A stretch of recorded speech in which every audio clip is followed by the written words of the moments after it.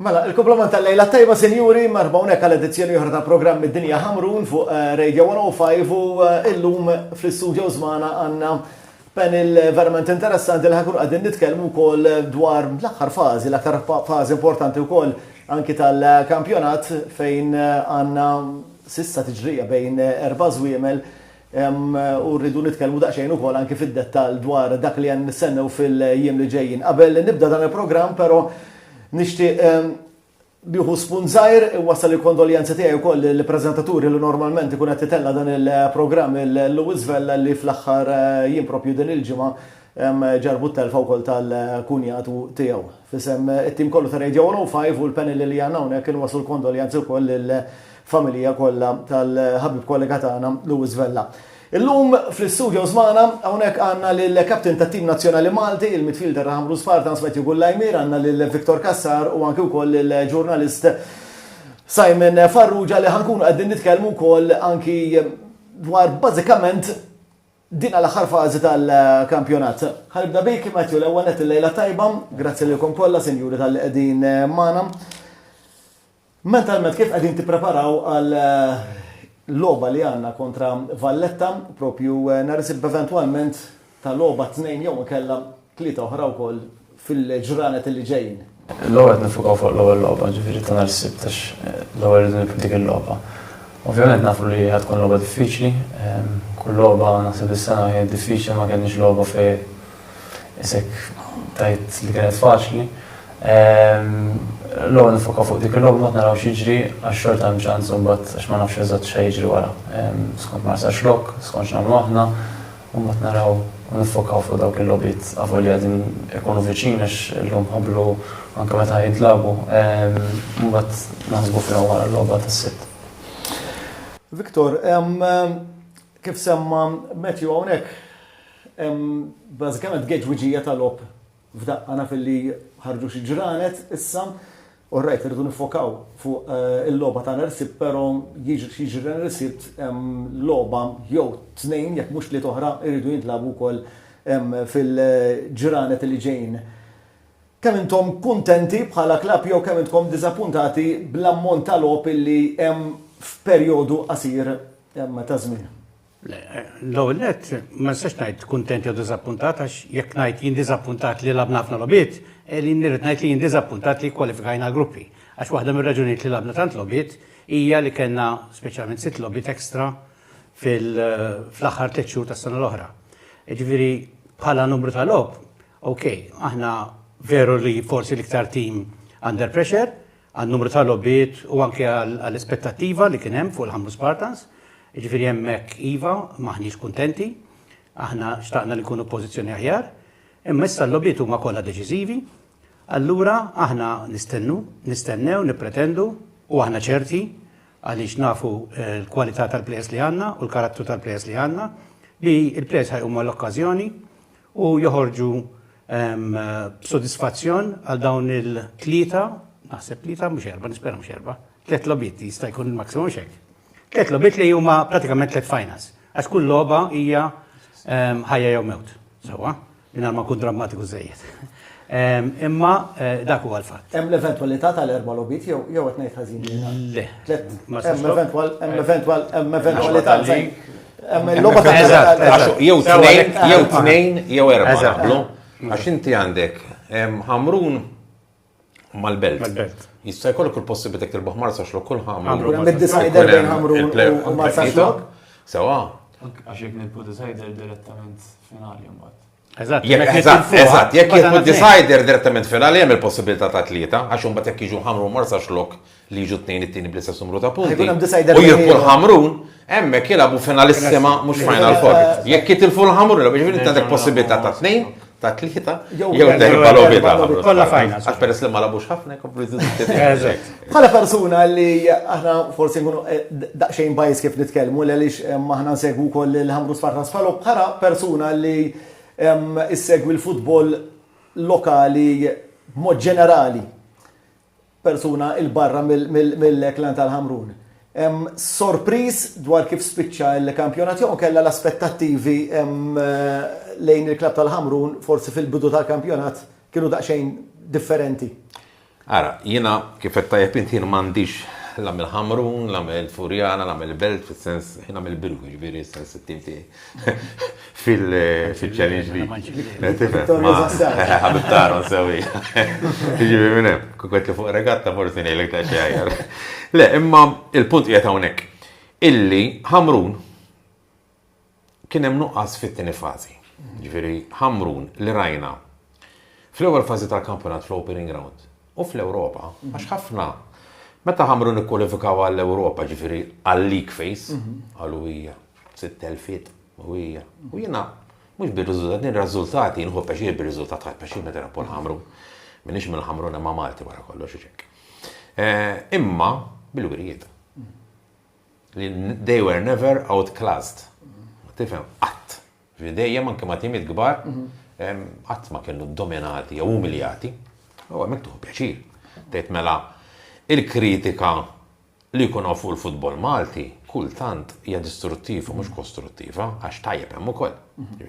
U progress sar, mhux qed ngħidu m'hemmx progress, Ħamrun l-ewwel tim li wasal seta' kien min kien, ma dal-każ kien Ħamrun l-ewwel tim li wasal fażi tal-lig, allura hemmhekk il-progress qed jidher. Ġara il-kontinwità wara l-Ewropa meta suppost it-tim ta' Ħamrun kien iktar rilassat kellu nqas lobit, ma kompliċ fjan min jannar lem. Vera, neħħew, jew telqu, ma sonu nidħol fil-mertu ġġar eżattament numru ta' players. Ġi player bħal-metti wkoll, però wieħed mill-punti deboli li nara fit-tim ta' Ħamrun u mhux dan l-istaġun, biss imma fl-aħħar staġuni, huwa the striking power. Pereżempju, dis-senek missier żball Joseph Imbong, il mhux attakkant pur, huwa t-top scorer b'14 gol. It-top scorer minnek, it-top scorer tal-kampjonat. U jiena nixtieq nżid xi ħaġa fuq din. F'Jannar illi għadda, ara kemm hawn problema ta' strikers, fil-bidu ta' Jannar, top scorer kien hemm Lucas Vilela, l-Brażiljan tal-Hibs. Bi 11 gol. Waraħ, Juri Messajas b'9 gols. Taf kemm damu biex qabżuh? 3 xhur. 3 xhur wara nqabeż bil-gow ta' Juri Għawdex tal-bet. Ġifieri hemmhekk turi li fit-3 xhur b'żewġ gows taħtu ħadd ma jaqbżu dan il-plejer, ġifieri huwa inattiv huwa u ġifieri hemmhekk qed naraw, ġifieri mhux min-naħa ta' Ħamrun biss. Għax inti hekk tara, Juri mhux striker pur, Joseph Imbong mhux striker pur, Jay Grek mhux striker. Ara, innuqqas ta' strikers mhux Malta biss. Il-logħba nbidlet, innuqqas ta' strikers mhux Malta biss. Ħares fl-Ewropa. M'għandik xi ħafna strikers. Ħullu neħdu l-Premier League fl-Ingilterra. Xi strikers għandek? L-Ingilterra tim nazzjonali Ingliż għandu jiddependi fuq Harry Kane, illi huwa striker, prolifiku striker, għasu huwa plejer tal-kaxxa biss plejer, illi he goes for the ball, tella l-azzjoni, ġifieri huwa plejer kompluta kien rigward. Ġifieri il-logħba nbidlet. Imma ovvjament strikers issib. Mhux ma ssibx, imma mhux daqstant bħalma kien qabel. Issa Ħamrun hemmhekk naqsu għax għall-ammont ta' xogħol, għall-ammont ta' azzjonijiet li kreaw, mhux qed jiġu konvertiti f'gows. Min qed jikkonverti daqshekk? Jiena biex inkun onest u l-klassifika kif jgħidu ma tikdibx. L-ewwel round intraħba minn Ħamrun li kien għaddej minn Fiżdajba u ġew it-tieni Florjana. U Florjana ejja ngħidu sa ċertu punt tilfu huma l-ewwel round għax kieku tiġu ma' Champions. It-tieni round iddebaħ ma' Florjana, mela dawk huma l-aħħar żewġ timiet. Jien ngħid illi bħala konsistenza u anke f'dawn l-aħħar snin minn kelli Ħamrun Champions u kellhom staġun wara li ieħor eċċellenti kwalifikaw fl-Ewropa daħlu fil-fażi tal-League Phase. Florjana huwa tim validissimo ħafna u jixraqlu mux għednek li rbaħalli kiena jihdu li kifet nejlek. Jixraqlu li jkun hemm fuq, ġifieri bil-lop li qed juru anki tarom jilabu. Tim kumpat ħafna, tim li kapaċi jiddefendi, kapaċi jattakka nofs il-ground, għandhom nofs il-ground, verament players individuali bħal Varela, Jay Grek, għandek kifi players. Ħaffi għanna għamlu akquisti importanti, Paul Imbong, Miles Beerman u żewġ barranin tajbin, ġifieri għamlu l-urtokki. Mentre Ħamrun forsi zbilanċaw xi ftit it-tim. Kif naħseb jiena, mhux bil-forsi imma jidik lina li rajt pratikament l-lobbit kollha dal-istaġun. L-lobbit li ġu trasmessi fuq it-television, rajt li zbilanċaw xi ftit it-tim. U da, pereżempju tef ħafna pis fuq Matthew f'nofs il-ground, li verament plejer tajjeb imma nistax jagħmel il-mirakli. Nekket daqsxejn ta' saħħa minn nofsi ground. Allura hemmhekk tara li nemmen li xorta kif qal Viktor bil-kwalitet li hemm, bil-kwalitet fit-tim ta' Ħamrun, għax inti għandek plejers li ma kapaċissimi. Ġifieri players li rajnu fl-Ewropa, players li anke fil-kampjonat, għandek players tan-nazzjonal, naf Henry Bonello bħala goalkeeper indubjament jiena li bħala Malti l-aqwa goalkeeper Malti li hawn u mbagħad hemm bħala barrani hemm il-goalkeeper tal-Gżira ta' San Marino Colombo. Għandek il-Ryan Kaminzuli, għandek il-Joseph Mbong, ġifieri qed titkellmu fuq Maltin, għandek il-Matthew, ma dawk erba' players tan-nazzjonali, u nemmen li min ikollu il-saħħa tat-tim nazzjonali jkollu l-aħjar tim. U għandhem il-Florjana l-istess għandhom numru ta' players ukoll f'dak ir-rigward. U mbagħad għandek barranin tajbin. Polito li ħafna meta fi Kinġi għax il-famużi nies li mal-Ewropa jridu jagħmlu jaraw jagħmel il-mirakli mill-ewwel. Mill-ewwel isek mor tixtri minn ħanut irid titik dak tetu 10 euro tidik value għal 10 euro, le da tittieħ ċansa ġi minn barra, ambjent ġdid, pajjiż ġdid, teammates ġodda, mettju l-barra jaf xi ġifieri, impossibbli li tidra mill-ewwel, impossibbli. Jekk ma tkunx high class player li ftitaw. Ġifieri hemm il-players barrin u oħrajn tajbin.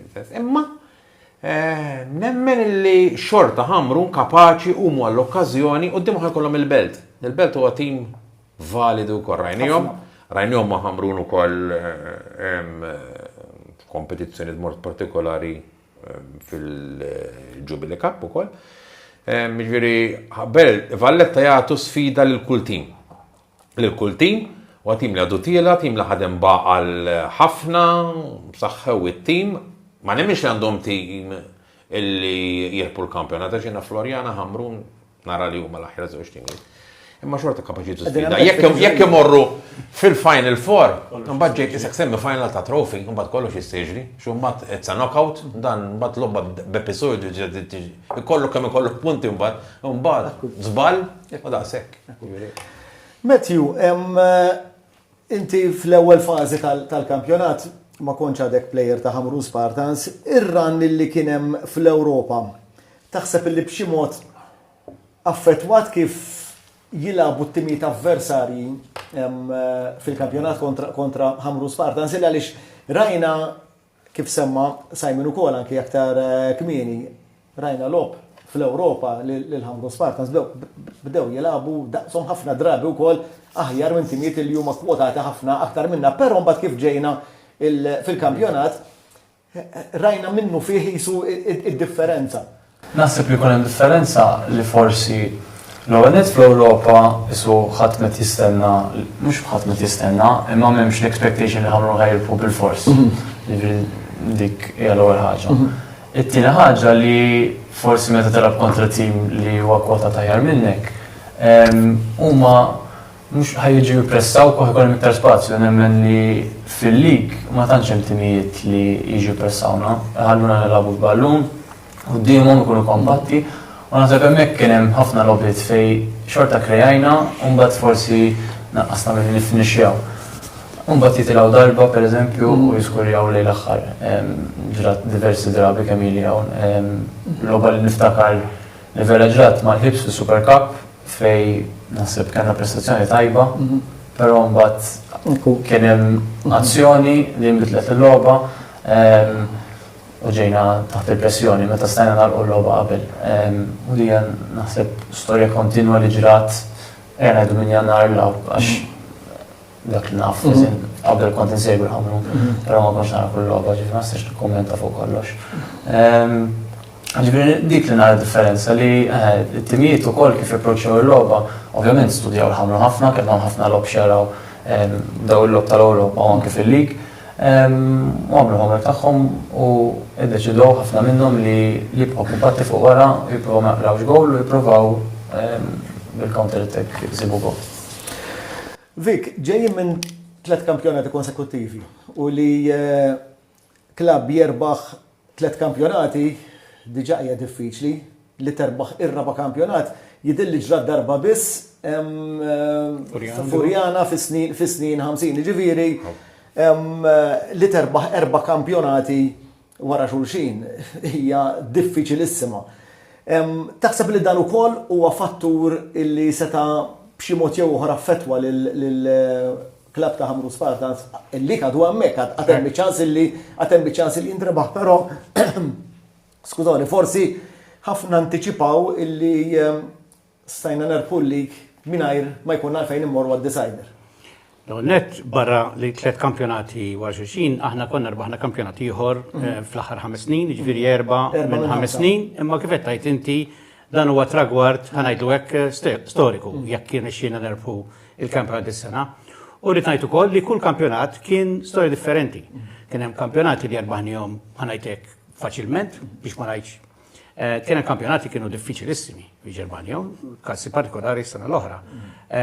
Jiġifieri kull kampjonat għalkemm jidhru li huma konsekuttivi u li aħna forsi fl-aħħar urejna li aħna l-aħjar tim, imma mhux dejjem kienet dik l-istorja. Nota żgħira fuq li saqsejt il-Matthew għaliex Matthew ma kienx magħna fl-Ewropa, ma Matthew kien magħna 3 snin ilu meta minna run fil-playoffs u kien plejer determinanti f'dawk l-4 logħbiet li fit-8 logħbiet li labna fil-Conference League. U kol kienet inkitbet is-storja dakinhar.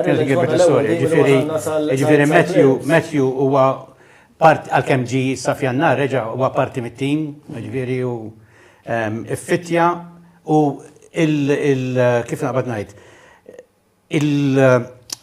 l-entrata tiegħu d-daħla tiegħu fit-tim kienet vera faċli.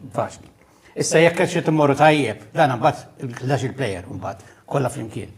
Irrid niddistingwi wkoll bejn il-lob fl-Ewropa, ġa għamel xeħjiel ukoll Matthew, u l-lob fil-kampjonat. Aħna ngħidu li konna nilabu fl-Ewropa morna tajjeb ħafna u lob sabiħ veru, u anke fil-kampjonat Malti nilabu lob sabiħ. Imma il-pressjoni ta' riżultat li kenna fil-kampjonat Malti hija kompletament differenti mill-pressjoni ta' riżultat fil-kompetizzjoni Ewropej. U din qed taffettwa ħafna kemm lilna bħala administration u kemm anke il-players u technical staff. Għaliex fil-kampjonat Malti il-Ħamrun fis-sitwazzjoni qegħdin tagħmel ħoss biss meta titlef. Sewwa, dan mhux ftaħir, dan huwa fatt għax kif qed tgħid inti aħna konna biex ngħidlek il-favorites fil-bidu tal-staġun, sirna iktar favorites meta mbagħad morna tajjeb fl-Ewropa. Da poġġa pressjoni kbira fuq il-klan kollu. U s'issa din ma rispondejniex tajjeb biżżejjed għaliha, imma nisperaw li issa f'dawn il-logħbiet deċiżivi iva fattu ukoll li jkun ir-raba' kampjonat, nerġa' ngħid għax dik kienet id-domanda storiku, li l-plejers tagħna jqumu l-okkażjoni, okej? Kollha kemm aħna nqumu l-okkażjoni, għax anki aħna għandna pressure fuqna, iva, ġifieri ma nistax nagħtu għax ħafna nies jgħidu għax il-plejers jilagħbu fil-ground, veru l-plejers jilagħbu fil-ground, imma l-ispinta tittiġi minn kull imkien, tittiġi mill-kumitat, tittiġi mill-technical staff, tittiġi mis-supporters, tittiġi minn kulħadd. U jiena naħseb li dawn il-ftit jiem li baqa' biex jispiċċa l-kampjonat, kulħadd se jqum l-okkażjoni u se nġibu r-riżultat mixtieq. Mingħajr ma nidħlu Simon fil-kontroversja tal-format u mhux il-format għaliex aħna tlaqna kulħadd kan jaf x'inhuma regolamenti. Taħseb illi dan il-format biex fl-aħħar mill-aħħar illum il-ġurnata qegħdin inħarsu lejn 4 timijiet illi jistgħu jirbħu il-kampjonat? Ara l-format huwa dak illi hu fis-sens illi il-ħsieb ta' dan il-format kienet li kemm issa jkun jiżdied l-interess, kemm issa jkun jiżidu l-attendenzi u kemm issa jkun l-aktar importanti tonqos il-comfort zone. Issa, comfort zone. Ħaninterrompik naqra żgħira. Taħseb illi daw li semmejt irnexxew l-attendenzi żdiedu fir-realtà il-comfort zone. Mela, l-attendenzi nemmen li żdiedu però mhux kif mixtieq. Għax issa tolli nifirmat ta' lobbiet li kien hemm meta ma kien hemm lobbiet b'attendenzi tajbin, ma ninsewx illi din is-sena kellna r-ritorn tal-belt. Tal-belt? Sewwa ġifieri sax tagħmel paragon. Fattur importanti. Fattur determinanti. Ma sax tagħmel paragon ma sena oħra. L-iktar żewġ klabb żied kellu nies l-istadium huma l-Ħamrun u l-Belt. Qegħdin hemm narawhom bajnejna, ħa niġi ma nistax tinnega. U n-numri qegħdin hemmhekk. N-numru qegħdin hemmhekk, jiġifieri. U jtellgħu in-nies ta' kontrihom ukoll. Għax meta t-timi toħra jabbu mal-Ħamrun u mal-Belt, jitilgħu iżjed ta' kontrihom. Eżatt. U jissemmaw il-ħamru meta ma jelabux, jissemmaw il-bet ma jelabux. Ma jkunux hemm bil-qaddisin kollha, imma insomma, Le, imma dak l-iskop tal-comfort zone naqset il-comfort zone, però li telemena kważi impossibbli. Għax għedin naraw timijiet, per eżempju, l-unika tim illi kena meta bdiet l-aħħar fażi li kienu wara logħba waħda kien fil-comfort zone u kienu Sliema Wanderers. Għax laqqas naxxaru gżira, wara t-tieni ġurnata wara għodex ikkorreġuni ser żball. Kien hemm bejn naxxa li kienu jinsabu fl-aħħar post fis-sitt post u t-tieni tim klassifikat kien hemm 3 punti biss. 22-19 minn għalija. Floriana kienu maqtumin b'6 punti dak li kien. Ġifri hemmhekk ma kien hemm comfort zone ġej. Ovvjament mat-tielet ġurnata bdew jinbidlu l-affarijiet. Ġifri hemmhekk naħseb il-comfort zone naqset ħafna. U ħafna mill-iskopiet intleħqu tal-MPL. Imma hemm ovvjament xi rranġaw, pereżempju waħda milli għandi informazzjoni li possibilment irranġata u li tagħmel sens hija x-xenarju ta' Ħamrun pereżempju. Ħamrun jinsabu bħalissa punti daqs Marsa Xlokk. Mela jekk jirpu Ħamrun, jirpu Marsa Xlokk, jridu jilagħbu decider biex jiġi determinat min jiġi fit-tieni post. U qabli jerġgħu jilagħbu flimkien. Kontra xulxin naqblu. Jekk jitilfu Ħamrun. Ġifieri dik hemm il-ħsieb u tagħmel sens li tiġi rranġata. Immorru għal konfront dirett ta' matul il-kampjonat. Sew il-konfronti diretti. Ġifieri hawnhekk m'hawnx il-sistema tal-goal leverage bħal l-Ingilterra. L-Ingilterra anke kampjonat jinterbaħ mill-goal leverage. Sena biżet. Bis-sena sar bid-disajfas. Imma il-possibilità li ħadd wieħed kont jiġi eliminati. Tifhem, il-possibilità hemm l-ixtru tal-Ewropa ukoll li bl-accumulator table sewa jekk Valletta ħallija lissa x-xenarju nbidel xi ftit. Imma Valletta jekk tiġi finalissima, sewa kif kienet jidher li ħad tiġi u kienet tirbaħ illi kien Ħamrun kif beda jidher peress rebħu l-ewwel fażi. Valletta kmieni fil-kampjonat sewa kienu tiġi lesti fl-Ewropa. Tifhem ġifieri dik sa ċertu punt hija daqsxejn ma tagħmilx daqstant sens. Għax diġà tis-sena l-oħra, imma fortunatament għax imbagħad jiena tisma' ħafna affarijiet. Mhux qed ngħid li hawn kollox perfett fil-futbol Malti. Imkien ma perfett, l-ebda futbol u l-ebda xejn fid-dinja kieku l-ebda organizzazzjoni. Imma meta inti tħares is-sena l-oħra ħafna bdew jgħidu illi kal Furjana. Furjana tirbaħ. Birkirkarek titlef titħol fl-Ewropa. Xi trid iktar? Ma ġarax hekk. Nqablu? L-aħħar logħba ġew dro. Il-ġimgħa l-oħra każ tipiku għawdex minn għalija konna. Mosta Sliema Wanderers.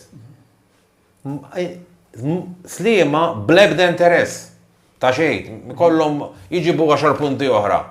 U ma jieħdu xejn ma tagħmilx differenza. 2-2 ġew kunu 2 xejn minn fuq ġew 2-2. Sewa. Jiġifieri il-punt huwa kollu da. Valletta l-istess, Valletta kif edna, jekk titlef, Valletta forsi issa iktar trid tittellef lil Ħamrun biex tiġi t-tieni Marsa Xlokk biex tisforza il-Final Four. Imma jekk ma jiġrix hekk, sewa jistgħu jaħsbu b'ħsibiet oħra il-isma' jiena ċert mill-Ewropa. Ovvjament għandhom il-revenue tal-trofi, ma dak mhux ċert. Però ma nistgħux ma nsemmux l-episodju tal-weekend li għadda. Fejn inti kellek żewġ timijiet illi prattikament jaqbillhom jitilfu saċertu. Ejja ninsaw Ħamrun u Floriana għaliex it-tnejn illi huma Floriana kienu ċerti diġà minn post fil-final, issa relevanti jekk hux finalissima jew kellha fil-Final Four, però kellek is-sitwazzjoni l-oħra bejn Valletta u Marsa Xlokk. Bl-ebda mod hawnhekk mod ngħid li Valletta tilfu apposta ġifri biex ħadd ma jiġi interpretana illi qed ngħidu hekk, però kellek każ illi biex inti tibqa' fit-tiġrija tal-kampjonat trid titlef. U din hija xi ħaġa li naħseb li l-kol kemm aħna ma tagħmilx sens. Ma tagħmilx sens. Meta tilab inti tittilab biex terbaħ. U jien nemmen. Fil-fatt rajnija fl-attendenza wkoll għaliex in-nies li kienu tal-belt ma kinux in-nies li naraw tas-sol. Jiena nemmen illi Floriana mal-Ħamrun ifhimni bidlu 7 players. Ovvjament ma labux aktar tim saħtu. Barra minn Malta l-Ingilterra, u anke postitu ma għandkem fuq l-Ingilterra li naħseb naqblu li huwa l-aqwa kampjonat fl-Ewropa, jekk mhux fid-dinja. Ma tistax tagħmel dik li tibda l-tim kważi kollu, għax hemm wieħed mir-regolamenti bringing the game into disrepute, ġifieri inti qed twaqqaċċajt il-partita. Biex inti ma jiġux jevitaw li jiġru dawn l-affarijiet. Tifhem, għax inti da kollox iżda. Ġifieri dik il-logħba Floriana Ħamrun, Ħamrun ma konux dominanti fl-aħħar kwarta illi mbagħad mill-70 mal-gol jisod mat-tieni gol tambum. Ġifieri l-logħba kienet senetu biġanċata, ovvjament l-urġenza kienet iktar minn naħa ta' Ħamrun ċara Prissar bħalma kienet l-urġenza iktar minn naħa ta' Marsa Xlok il-ħadd kontra Valletta.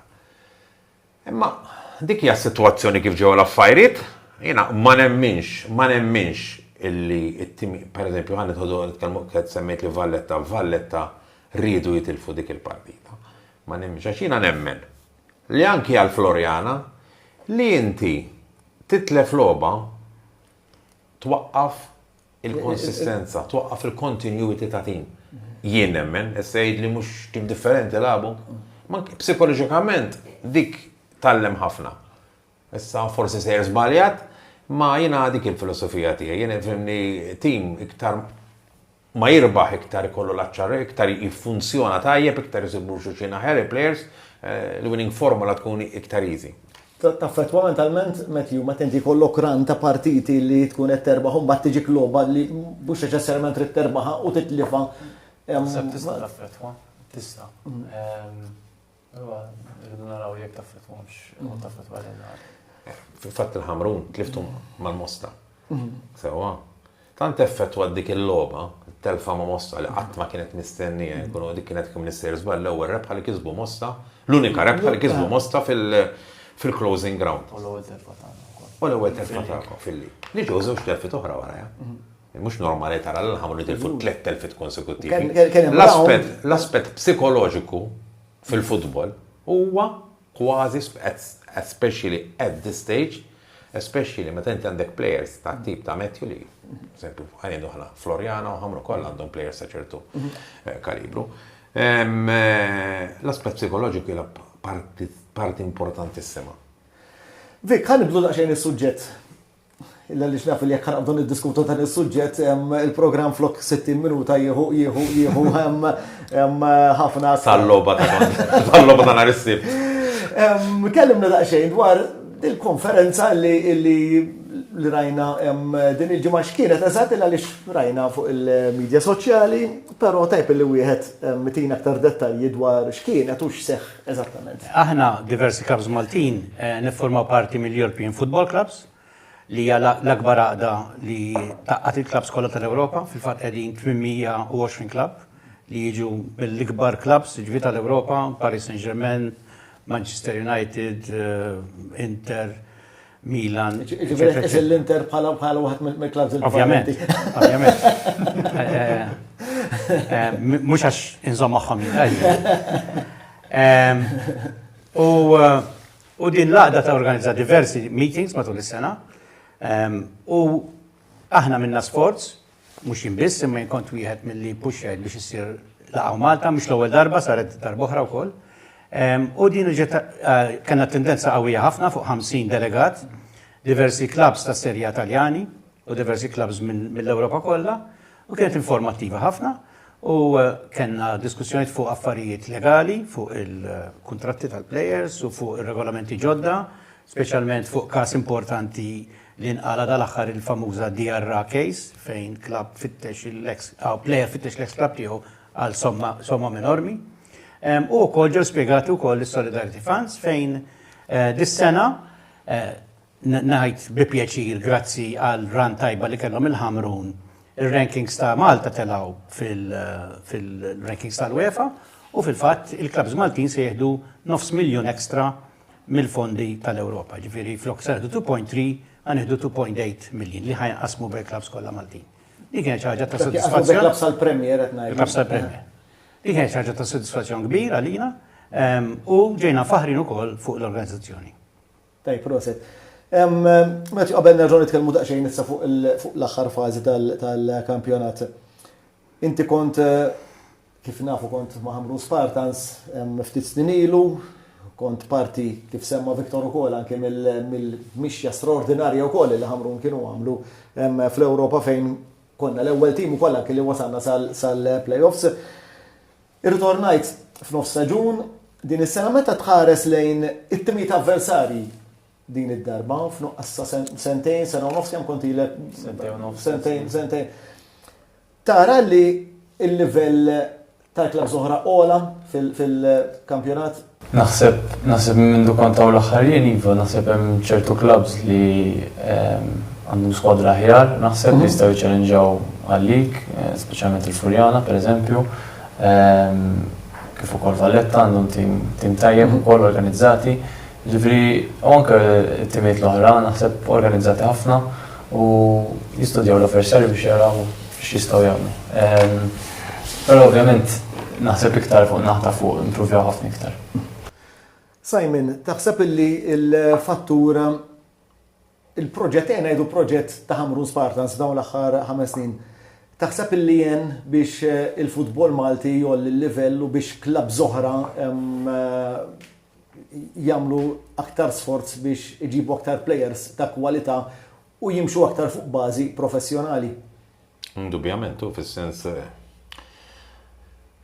mhux qed ngħidlek li l-futbol Malti kien mejjed, ġifieri ma rridx interpretat ħażin. Imma hawn minn miġdied ta' Hamrun hemm ħafna.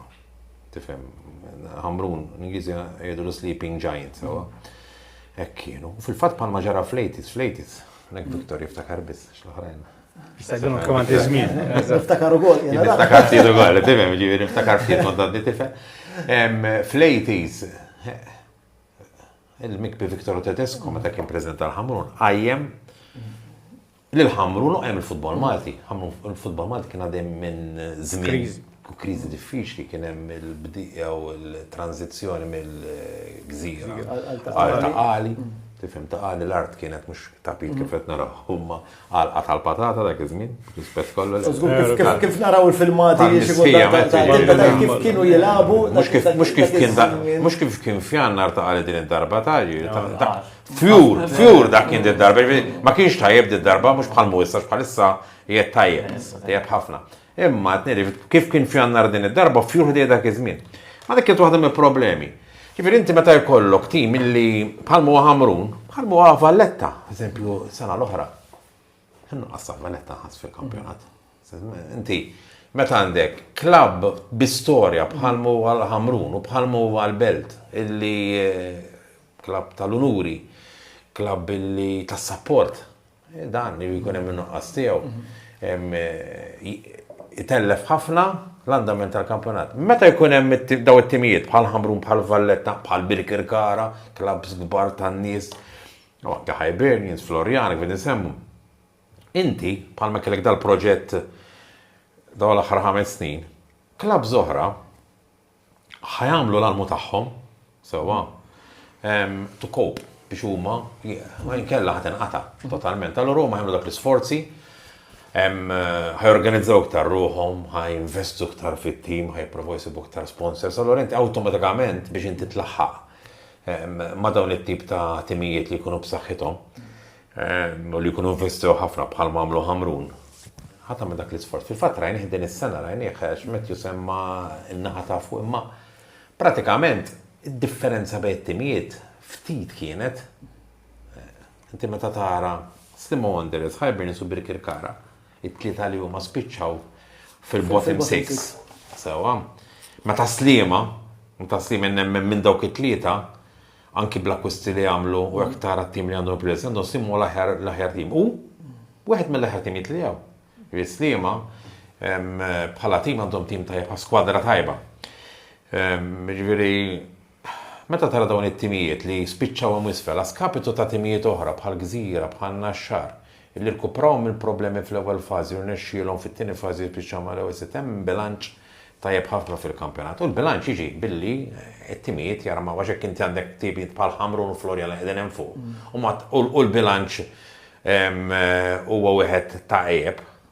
Sinjali li t-timijiet l-oħra resku lejn it-timijiet ta' fuq. Taħseb li dan jista' jwassal għas-sistema ta' scouting ta' players barranin għaliex irridu nkunu ċari, pereżempju fil-każ ta' Naxxar bidlu xi players. Anke tarxin l-istess. Ġifieri taħseb li l-scouting gain f'din il-ħaġa. Il-problema, waħda mill-problemi kbar tal-futbol Malti, semmejt l-scouting, hija appuntu l-scouting għax ovvjament ma jsirx l-scouting kif suppost.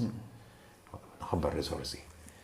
Inti, barra minn Malta, eżempju, hekk jaraw plejer, mhux jaraw darba. Mhux fuq video jaraw ta' jew fuq USB bħal ma ġieli jaraw Clubs Malta.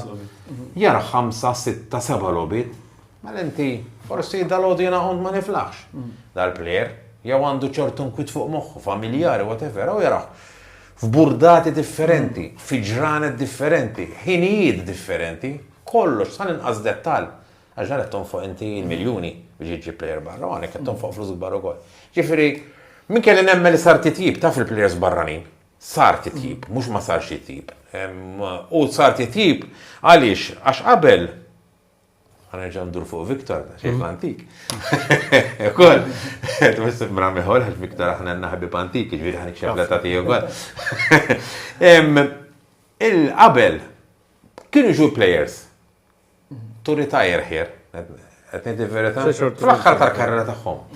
Illum ħafna press qed jużaw hawnhekk bħala stepping stone biex jidħlu fil-futbol Ewropew. U qed ikollna plejers kollha, ma ikollna numru ta' plejers illi semmejtikom il-Vilela fil-bidu. Illi minnaw mbagħad immorru x'imkien ieħor fl-Ewropa f'livell aħjar minn Malta. Allura aħna qed nisfruttaw dak il-livell u jiena nemmen. Illi plejer tajjeb għax hawn il-kontroversja minn barranin u ħaġa u oħra. Plejer tajjeb ħadd mhux se jxekklu milli jilgħab. Ġifieri jekk Matthew Gollajmiru midfielder tajjeb. Żewwa. L-ebda barrani mhux jħodlu postu, imma sta għalih li jżomm dak il-livell. Hekk il-livell ħajnaqsu ovvjament ġejt jien minn barra, u hekk qed nilgħab aħjar qed nuri anke fit-training aħjar ħanħodlu l-livell. Ħanħodlu postu. Issa inti meta għandek sfida, meta inti qed tilgħab ma' players aħjar minnek, awtomatikament ħattejjeb il-prestazzjoni tiegħek. Inti anke t-tim nazzjonali Malti, anke Ħamrun meta labbu fl-Ewropa, ma t-tim nazzjonali Malti għax hawn meċi se jitkellem. Meta jkollok double header u issa ħammorru għat-triple, ħafna drabi, kważi l-maġġoranza, the second match, anke l-opponents ikunu aħjar minn tal-ewwel logħba. Il-wira tagħna tkun aħjar. Għax aħna mill-kampjonat Malti, bum, sparajt f'livell għoli. Għallu jkun ħasda. Bat inti bil-mod tibda tidra dak il-level. Għalhekk huwa tajjeb għal plejers Maltin illi għabu barra, għaliex Ewropa tibda barra. Għaliex inti qed tilgħab f'livell għoli u qed tolli il-level tiegħek. Ġimgħa wara ġimgħa wara ġimgħa. Nerġgħu nduru fuq l-aħħar fażi tal-kampjonat hawnhekk inwasu l-aħħar messaġġi wkoll. Matthew nhar Sibt li ġej kemm intom preparati għal din il-logħba m'għandix dubju li tinsabu preparati tajjeb u x'qed tistennew bħala kemm il-partitarji Ħamruniżi l-appell tiegħek. Il-partitarji naħseb dejjem meta jkun hemm logħba ta' dan it-tip dejjem jitilgħu il-ground u jagħtu support anke speċjalment f'mumenti diffiċli, inħoss li waqt il-momenti diffiċli provaw ikunu iktar pożittivi jaraw kif ħajjnuna. Ġifieri napprezzaw bħala players u aħna ovvjament nixtiequ nilbħu net għalina u għall-klabb. Ovvjament għalihom għax il-futbol minn supporters qegħdin xorta huwa futbol ma tax tieħu gost ngħidhom. Ġifieri nappellhom li jibqgħu warajna, jagħtuna support u aħna nagħmlu minn kollox biex nilqu tragward li nixtiequ. Li kulħadd jixtieq. Vik, wasalna lejn l-aħħar ta' programm. Mela l-għollet, rrid ngħid li nhar is-Sibt hemm inizjattiva sabiħa ħafna minn Ħamrun Ħanin fuq li ħajamlu skema fuq biex jgħinu l-Special Olympics, ġat ħabret fuq media oħrajn, naħseb anki intom semmejtuha li ħatkun inizjattiva sabiħ ħafna u li ovvjament hija ħamru ħanin illum żgħar famuż mhux fil-ħamrun biss u li se tkun inizjattiva sabiħ ħafna. It-tieni net naħseb jiena ħamru belt anke kien abu friendly tkun taħraq. Aħseb wara ħadd ilab logħba li ħadd fisser pożizzjoni fil-kampjonat, ħadd fisser deċiżjoni finali kif se jiżvolġi ruħu lik. Valletto rew li għal-kemm għadhom tilgħin mit-challenge league li jistgħu jilagħbu kontra kulħadd. Aħna nħossu li aħna għandna kwalitajiet aħjar minnhom, okay? Imma kif għadna qabel se tkun importanti ħafna il-lat mentali kif se naffrontaw il-logħba. Nerġa' ngħid l-istess kif għad qabel, aħna għandna fiduċja kbira fil-kapaċità tal-plejers tagħna u fil-mod kif se jaffrontaw il-logħba. U għandna fiduċja li r-riżultat jiġi. Għalkemm irridu ngħidu wkoll li rebħa kontra l-Valletta tfisser importanti imma wkoll warajha hemm il-konsegwenzi oħrajn. Biss kif qal Matthew u kif għad jiena qabel aħna fukati fuq dil-partita għaliex din hija partita which is a must win. U aħna niżlin biex nerbu. Sajmu wasalna lejn it-tmiem